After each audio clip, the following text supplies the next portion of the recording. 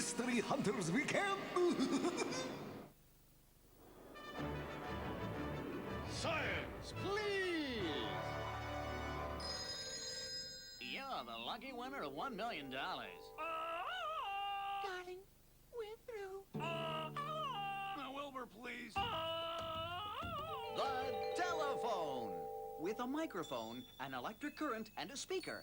The telephone encodes, carries, and decodes sounds. When we speak into the phone, we make the air molecules vibrate. They make the membrane of the microphone vibrate. These vibrations cause the electric current to vary. When they reach the telephone on the other end, the electrical signals makes the speaker vibrate, which makes the air vibrate, and that reconstitutes the original message. The telephone has often changed its appearance, but its technology hardly changed at all, till the cordless phone.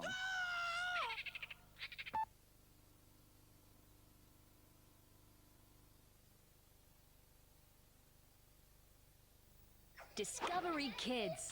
Bites. Got some very special pebbles, okay? 4 with bears, 1 with a spider. Okay. Hold on to this for me. That is a bear. We have a bear. Little bear, hold on to this. And you have the spider one here. And we have 1 more bear. Now I'm going to try and see if I can tell who's got the spider and who's got the bears. Watch real close. We're going to take them inside. There's 1, 2, 3, 4, and last the spider. Okay, here we go. Take one out, but don't let me see it. Hold it real tight. No. Take it on out. Okay, take one out, don't let me see. Okay, take one out, don't let me see.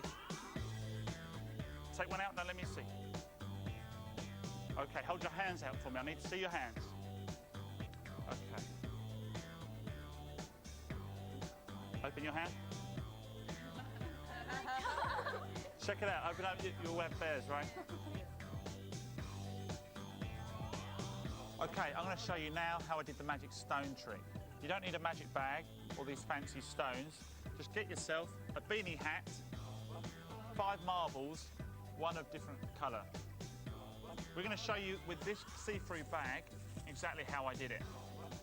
Each marble goes into the beanie hat, 1 at a time. When you take the different colour one, you hold it back at the top. Ask somebody to choose a marble, and then somebody else, and again, and then eventually you drop the different colour marble, so when they hold out their fists, you'll be able to tell them exactly who has got the purple one.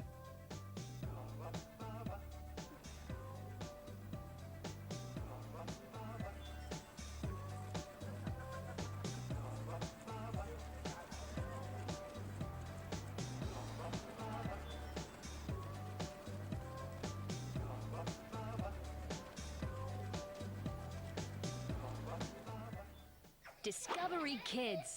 Bites. Wall-to-wall mystery hunters, can you handle it on Discovery Kids with Christine and Araya hot-nosing it?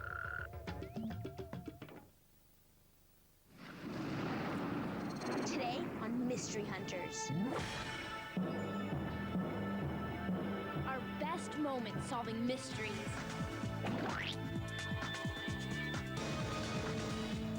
There's drama. Action. Adventure. This is so cool. Misadventure. Our bloopers. Fright. Danger. How brave do you have to be to do this job? So slimy. So stick around for our biggest mysteries. And more of yours. This is the best of Mystery Hunters.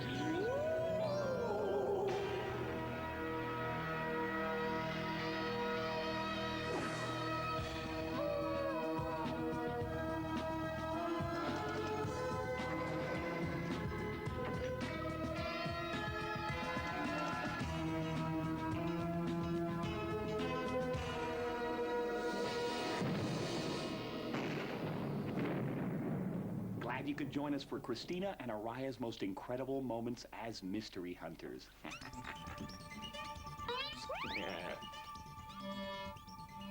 This is also a perfect opportunity for me to dig into the V-files for more of the mysterious things happening to you, our viewers. You ready? Let's do this. We've got some exclusive behind-the-scenes stuff that you're gonna see and hear about for the first time. The mystery behind the mysteries. What was the coolest mystery you guys investigated? Mine would have to be the Nazca lions. They were so cool. They were really, really fascinating.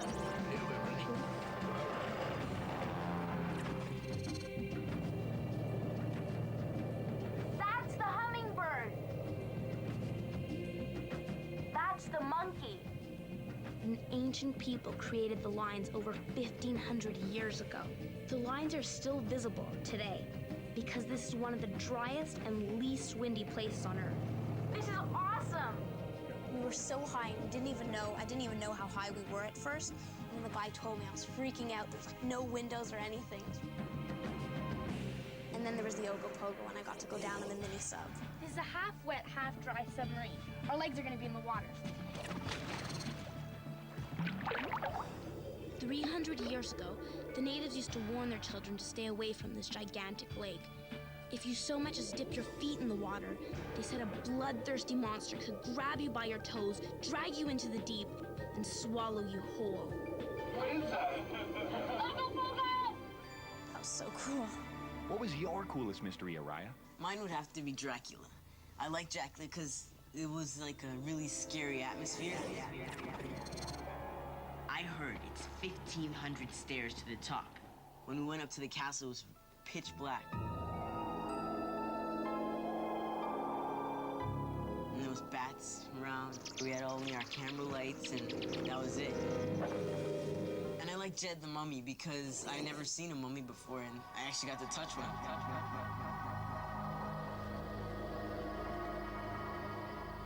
Hi. It feels pretty cool. It's nice and smooth, and his hair's pretty rough. All right, now what was the scariest place you ever went to? Apart from my lab, of course. It had to be the aqueduct in Peru. I don't think I've ever been so scared in my entire life.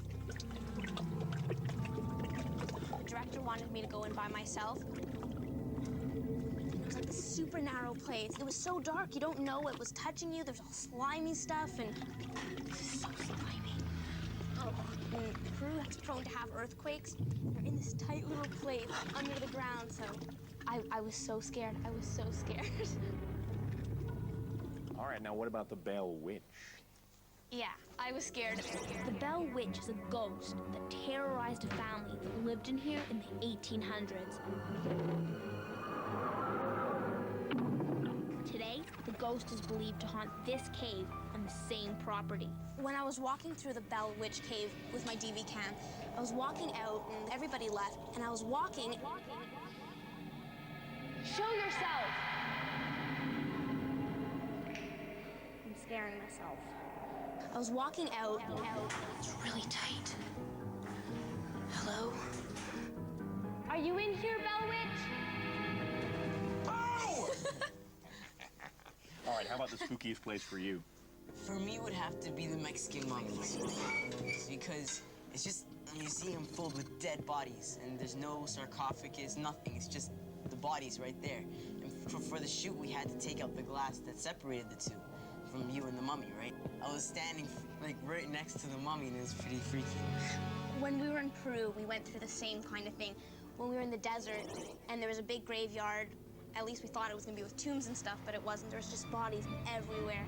And it was so gross. Like, we had to, while we were walking, like, you'd see hair underneath the sand. You're like, gosh, what is that? And you realize that it was somebody's head that you were standing on. So bad. Oh yeah, and I remember that when I was in Gettysburg, we were shooting in the basement of this orphanage. We're gonna use this digital audio recorder to try and capture the voices of the ghost orphans.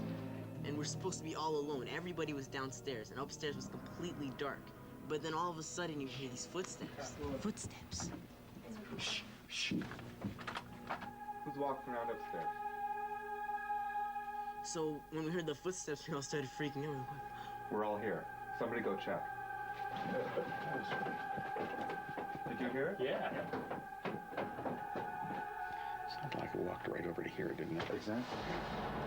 There's nobody there. It was coming from next door, and now there's nobody there. I looked inside, and I was looking, it's all dark, and it's completely empty. It's like a bookstore or something that's closed down. So I guess the footsteps were pretty spooky for us.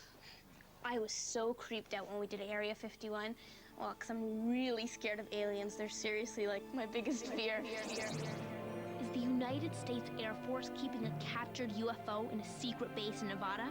Some people say scientists and engineers are studying alien spaceships at the base known as Area 51. When we were at the signs telling us we can't trespass any further, these two like Hummer Jeeps came and they like parked up on top of this hill. I'm like, what's going on? And I remember this guy was telling me they're camo dudes and they have like guns, and in case you pass, like they'll shoot at you and all this stuff. So it was really creepy. Like I had to go up to the sign with my DV and film the stuff. Got the shot. And it just really makes you think, like, oh my gosh, like what's behind this gate, and could there really be aliens back there? Now, wait a minute. Why are you so scared of aliens? I believe in them so much. It's like my childhood fear. All right. Who was the weirdest person you ever met? Let me rephrase that. Who was the most unforgettable person you ever met? Well, can that include ghosts?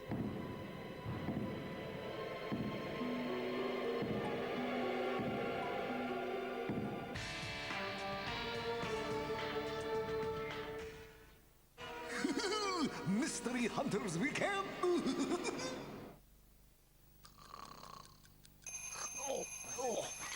Excuse me. Oh, bit of a cold. We're all fascinated by snot, farts, vomit, not to mention poo. I'm going to be telling you how our bodies produce such ghastly, gooey gunk.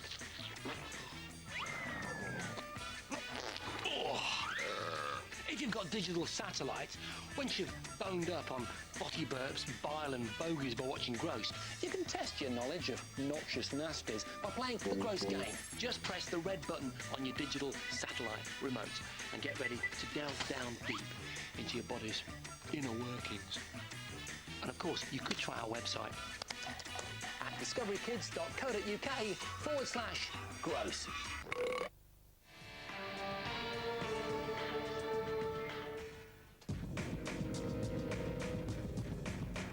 I was investigating whether the ghost of Patrick Whalen was haunting the building. It used to be a prison, and Patrick Whalen was executed here. There was an orb that I guess followed me into the jail cell, in Patrick Whalen's jail cell. I don't know, after we did the experiment on orbs and how they can be faked, I don't know, maybe it was faked somehow, but maybe it was real. I don't know. Did you see the orb? Yeah, we saw it on the DV cam. But not while you were there. Yeah, when we were there, the lady, she just rewound it, and we saw an orb. It's just like a little white ball that just like zooms past you. Do you believe in ghosts? I do. I for sure do. But you know, we've never proven ghosts exist. But everybody can have an opinion. What was the weirdest thing that happened to you? Hypnosis was really, really weird. I didn't know if it was gonna work, but it definitely, I felt so weird. I felt like I was in some weird trance. Jeff tells us there's a fly in the room. He's landed on your nose. Look at him. I think there he goes. He's gone now. Now, do you think he could have made you do something you didn't want to do? No, not at all. Not at all, at all. Do we have any pop singers here tonight? Oops, I did it again. He told us, he goes, a lot of things that you do while you're under hypnosis, you'd usually do in real life. Oh, baby, baby, ooh. And I actually would. I'd play around like that, and I'll sing, and I'll dance, and yeah. You know, weird stuff happens to our viewers all the time. In fact, here's what 10-year-old Laura in England emailed me. I switched on the telly the other day and was really excited to see your story about Macbeth because we'd been learning about him at school. So I yelled out, "Look, it's about Macbeth, the Scottish play." Something wicked this way comes. And suddenly the TV went off and it's broken now. It's the curse. I know it is. That's right. If you say the name of the play during a production, it's supposed to bring a curse on you. And me and my mom did have an experience with a ghost right after we investigated that story. What happened was, we were going to bed, right, after the show. We had a long day, and I was in the bathroom, and I just kind of tapped the door a little, and it just slammed. So that was kind of weird, but I shrugged it off. I was like, okay, could have been anything. The door could have been kind of loose or whatever. So we went to sleep, whatever. And then all of a sudden, you hear the toilet flush, and no one was in the bathroom. So that kind of creeped us out a bit, and then after about 5 minutes, it happened again. So that kind of freaked us out. Whoa. It was like ghosts around here. That's scary. You know, a viewer named Matthew thinks ghosts might be at work disrupting his school play. He writes, "My school had a fire 6 years ago. Whoa. This year, on the anniversary of the fire, we put on a production called A Fox's Tale. And it kept going wrong. The turkeys were late. And people who had songs welded in their heads forgot their lines.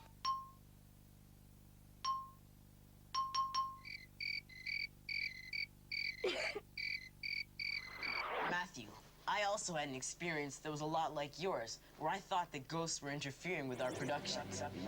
We were at an old fort in North Carolina. People say they've seen the ghost of a general from the American Civil War staring out into the distance. We were filming, and then all of a sudden, our cameras broke down. Hey, cut for a second. I'm having a problem here. Except for my little DV, I had that still, so I did a little bit, but it didn't matter because our big camera was broken. We had to cancel the shoot. But the really strange part is that after we left, the cameras mysteriously started working again. They couldn't explain it. They just said that nothing was wrong. So what do you think that means? Well, I guess the ghost of General Whiting really was trying to ruin our production. You don't think maybe it was just a coincidence? It's possible, but all these coincidences happening on the same day, and we never had any problems the whole time we were shooting. It was our last episode of the trip. The same sort of thing happened to us when we were in Peru. We were unwrapping Juanita, the frozen ice mummy, and everybody in Arequipa is really scared of Juanita. Juanita was found recently on a mountaintop. She'd been frozen in ice for the last 500 years. She's an Inca. The Inca civilization lived in this part of the world 500 years ago. When really bad things happened, like an earthquake or a drought that killed the crops, the Incas thought the mountain gods were angry with them. To please the gods, the Incas sacrificed their most valuable treasures, their children. There seems to be strong evidence that Juanita was sacrificed up here. The Incas believed they were sending her on a journey into the afterlife to join the mountain gods and to protect the living. After Juanita was brought down from the mountain, some terrible things happened here. Some people even think maybe the town has become cursed. Anyways, we were unwrapping all the cloths off her, and we were unwrapping the one off her face, and when we did, the camera just died. Like she put maybe a spell on us or something, I don't know. And people inside believed that Juanita's spirit made that happen. And when I was in Tut's tomb, we were shooting and everything was going okay until all of a sudden the power went out completely. And we were stuck in the dark with no lamps, nothing. Tut's tomb is known for its curse. 2 British explorers discovered the tomb in 1922. 2 months later, one of the explorers mysteriously died. At exactly the same moment that he died, all the lights in Cairo shut off. Or so the story goes. And when the lights went out when we were in Tut's tomb, it seemed like the curse was at work on us too. It was spooky being inside a tomb in the pitch dark. So we sat there for about 15 minutes and then it finally got turned on, but they couldn't explain what happened. It's gotta be coincidence, but it makes you think. Huh. Listen to this. Alex George from Mitcheldean in the UK writes that he saw a black cat the size of a Labrador retriever. Now, you guys have covered a lot of dangerous creatures on the show. Bigfoot, the Bapinguari, the skunk ape. Did you ever actually come face to face with any of them? Well, there was this one scaly monster with really sharp teeth. Oh! It bit me. Am I bleeding?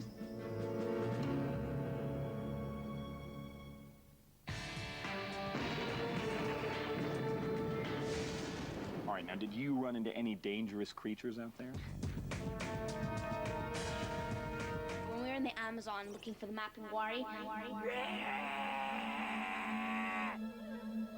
it wasn't the Mapinguari that was creeping me out. It was these massive ants.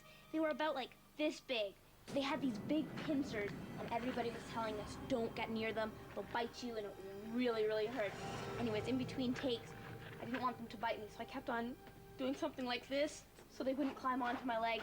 I had little red ants climbing onto my legs, but these big ants were creeping me out. Did anyone get bit? No, nobody, everybody was lucky. And there was also the scaly monster with really big teeth. Well, they weren't that big, but when we were shooting the sewer gator in New York, I got to hold a baby alligator, and I didn't think he was dangerous at all. He had really tiny teeth, and I was holding him, and I guess I wasn't being careful, and he turned around and he bit me. Oh! It bit me. Okay. Yeah. Ow. Am I bleeding? And I guess I delayed the shoot for a bit. My lip was all fat and red and gross. Ugh. But I wasn't, like, it hurt and everything, but I didn't care. I was all so excited. I was going to be able to have a scar, and I was able to tell everybody I was bitten by an alligator, even if it was a baby, and now the scar's gone. Aww. And then when we were doing the voodoo story, I got to hold a snake for this dance, this voodoo dance that we were doing. I'd like you to hold him for a moment for me. And I was so creeped out. I'm like, oh, it's going to be so gross, it's going to be slimy. But he turned out to be so cool. He was really, really nice, and he wasn't slimy, and it turned out to be a really fun moment. You know what I liked about that story? The love potion you made for me.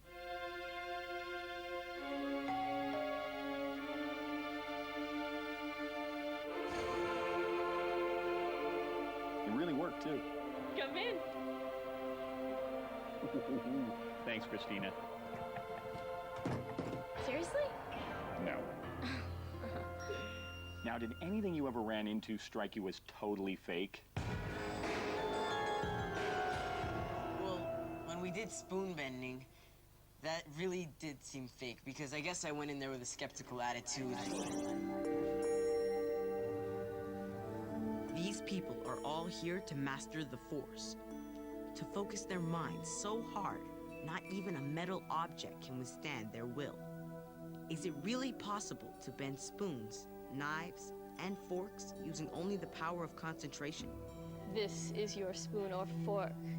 Flex it so you get to sense of what it feels like. Then we chant. Bend, bend, bend, bend, bend, bend, bend, bend, bend. And in the end, look what we got. Oh, how did you do? It seemed as if a lot of people managed to do it. But were they actually using their minds? Or was some other force at work? I gave her this fork, and I tested it out myself before I gave it to her, and it seemed pretty strong. I said, okay, maybe she'll be able to bend it. So if she could actually do it with her mind, I believe her. Not gonna be able to do it with this one, I can tell. And you know what? She couldn't do it. And then there was the crop circles. Now, we knew in advance that we were gonna make a fake crop circle for ourselves. This is our stomping board, obviously. What we didn't know is that we were actually gonna fool people. Some people say aliens from outer space are doing it. Some people say it's a special kind of lightning. But others think they're all made by people. One thing's for sure, every time a new circle appears, people check it out, trying to solve the mystery of who or what created it.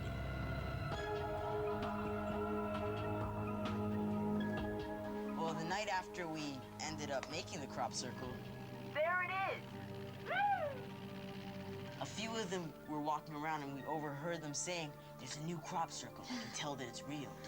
And I didn't want to say anything because I didn't want to embarrass them or anything, but... All right. Before we go, what did you guys think of the Mystery Lab?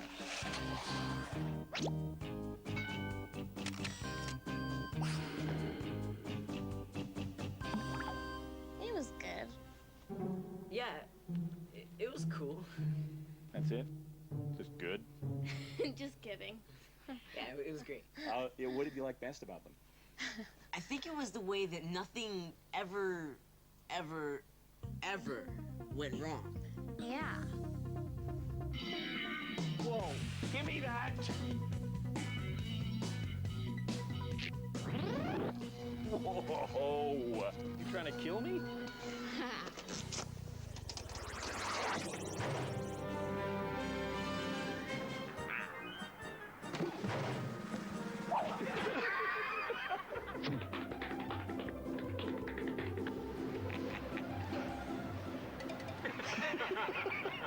But what about the idea that somebody from the Bell family was using psychokinesis? I doubt it.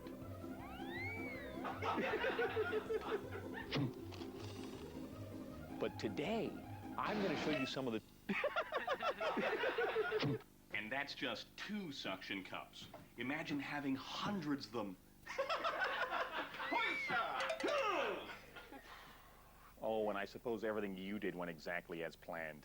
Yeah? Yeah. Yeah. Whoop. Oh.